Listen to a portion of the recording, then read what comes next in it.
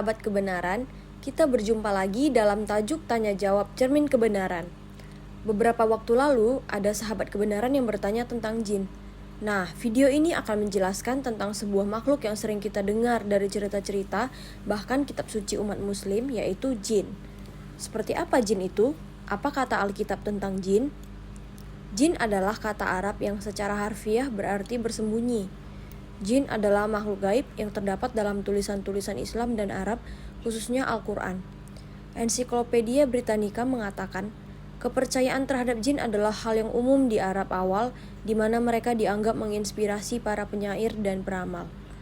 Al-Quran mengatakan bahwa jin diciptakan dari api yang tidak berasap dan menghanguskan, terpisah dari manusia atau malaikat. Namun, mereka dapat muncul dalam bentuk manusia atau hewan untuk berinteraksi dengan manusia. Dari kata jin, kita mendapatkan kata bahasa Inggris genie, yang diartikan sebagai roh dalam wujud manusia yang mengabulkan keinginan.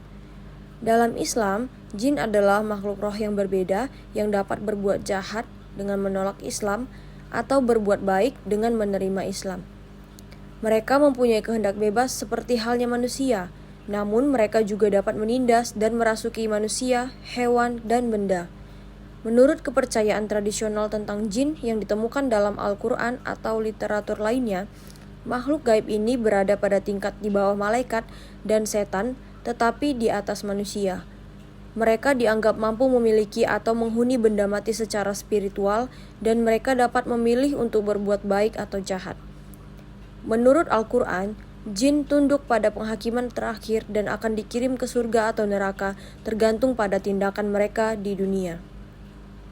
Kita tahu bahwa alam rohani itu nyata, tetapi kita hanya mempunyai sedikit informasi tentangnya. Alkitab tidak secara spesifik menyebutkan jin, namun membahas kekuatan spiritual di alam surga dalam 2 Korintus 10 ayat 3-4 dan Efesus 6 ayat 12.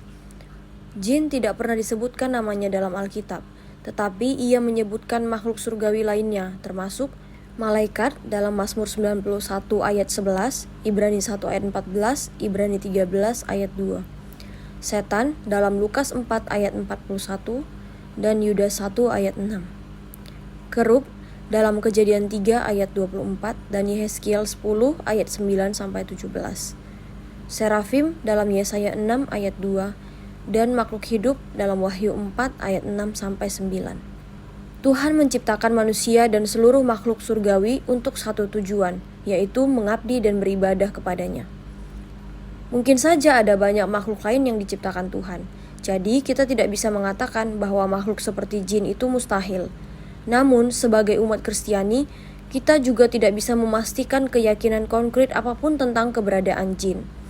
Kita tahu bahwa Al-Quran bertentangan dengan Alkitab dalam banyak hal, jadi kita tidak bisa percaya bahwa apa yang dikatakannya tentang jin adalah benar.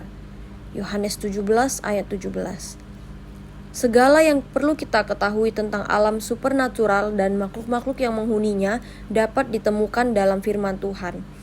Dalam 2 Timotius 3 ayat 16-17. Dan kita dapat percaya bahwa firman Tuhan itu adalah sempurna, sama seperti Dia yang sempurna. Mazmur 12 ayat 6, Mazmur 19 ayat 7, dan Mazmur 119 ayat 89. Kita juga mengetahui bahwa kuasa ilahi Allah telah menganugerahkan kepada kita segala sesuatu yang berguna untuk hidup dan beribadah melalui pengenalan akan Dia yang telah memanggil kita kepada kemuliaan dan keunggulannya. Dalam 2 Petrus 1 ayat 3. Jadi kita tidak perlu khawatir dengan jin, tetapi sebaiknya mari kita fokus pada hal-hal dari Tuhan yang telah diturunkannya kepada kita. Sahabat kebenaran, demikian pembahasan kita kali ini. Marilah kita semakin giat untuk belajar firman Tuhan. Sampai berjumpa di video-video selanjutnya. Tuhan Yesus memberkati.